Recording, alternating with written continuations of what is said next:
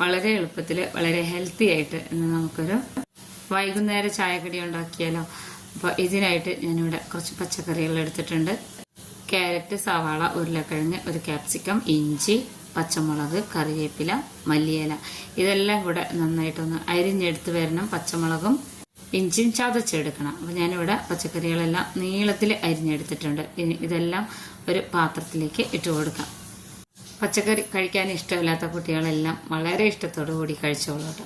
ഇനി ഇതിലേക്ക് നമ്മൾ കറിവേപ്പിലയും മല്ലിയിലയും അരിഞ്ഞതും പച്ചമുളകും ഇഞ്ചിയും ചതച്ചതും 1/2 സ്പൂണോളം ഉപ്പ്, 1/2 സ്പൂണോളം മഞ്ഞൾപ്പൊടി, 1/2 സ്പൂണോളം ഗരം മസാലപ്പൊടി, 1/4 സ്പൂണോളം കായം അല്ലെങ്കിൽ കട്ടക്കായം ഇതുപോലെ വെള്ളം ഒഴിച്ച് കുതിർത്തിയെടുത്തിട്ട് ഒഴിച്ചു കൊടുക്കുക. ആദ്യം നമുക്കിതൊന്ന് നന്നായിട്ട് മിക്സ് ചെയ്തെടുക്കണം. മസാലയെല്ലാം ചേർത്ത ശേഷം നല്ലോണം 1 മിനിറ്റോളം ഒന്ന് കൈകൊണ്ട് മിക്സ് ചെയ്തെടുത്തു കഴിഞ്ഞാലാണ് ഇതിന് നല്ലോണം മസാല പിടിക്കുകയുള്ളൂ.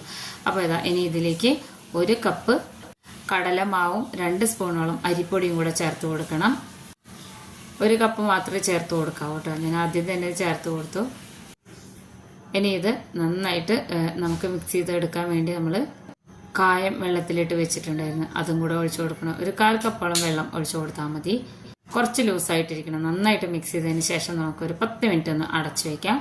ഒരു 10 മിനിറ്റിന് ശേഷം നമ്മൾക്കിത് നല്ല തിളച്ച എണ്ണയിലിട്ട് വറുത്ത് കോരാം. അപ്പോൾ അതിനായിട്ട് ഇതൊരു ഭംഗിക്ക് വേണ്ടി നമുക്ക് കട്ട് ചെയ്ത അതേ പരുവത്തിൽ തന്നെ ഇങ്ങനെ നീളത്തിലെടുത്തിട്ട് നല്ല തിളച്ച എണ്ണയിലേക്ക് ഇട്ട് കൊടുത്താൽ മതി. അപ്പോൾ നമ്മളൊരു 3 മണിക്കൊക്കെ ഇത് മിക്സ് ചെയ്ത് വെച്ച് കഴിഞ്ഞാൽ കുട്ടികളൊക്കെ സ്കൂളിൽ നിന്ന് വിട്ടു വരുന്ന സമയത്ത് നല്ല ചൂടോടുകൂടി നമുക്ക് ഇത് ഉണ്ടാക്കി കൊടുക്കാം. ഒരിക്കലും കണ്ടു കഴിഞ്ഞാൽ മനസ്സിലാവില്ല ഇതിൽ പച്ചക്കറി ഉണ്ടെന്നുള്ളത്.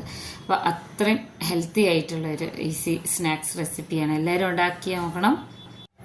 അതിന് ഇത് ഒരു സൈഡൊന്നും ഇങ്ങനെ മൊരിഞ്ഞ് വരുമ്പോൾ നമുക്കിതൊന്ന് മറിച്ചിട്ട് കൊടുക്കാം.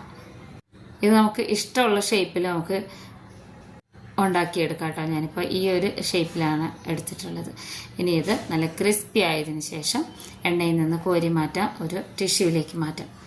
എല്ലാവർക്കും ഇഷ്ടമാവുന്ന ഒരു റെസിപ്പിയാണ്. വീഡിയോ ഇഷ്ടമായ ചാനലൊന്ന് സബ്സ്ക്രൈബ് ചെയ്ത് വയ്ക്കാൻ മറക്കരുത് കേട്ടോ. ഫ്രണ്ട്സിനൊക്കെ ഒന്ന് ഷെയർ ചെയ്ത് കൊടുത്തേക്കണം. കാണാനും കഴിക്കാനും വളരെ ടേസ്റ്റി ആയിട്ടുള്ള ഒരു ഐറ്റമാണ് ഇത്. ഞാൻ ഉണ്ടാക്കിയിരിക്കുന്നത് കട്ടൻ ചായയുടെ കൂടെയാണ് കേട്ടോ കഴിക്കാൻ വേണ്ടിയിട്ട്.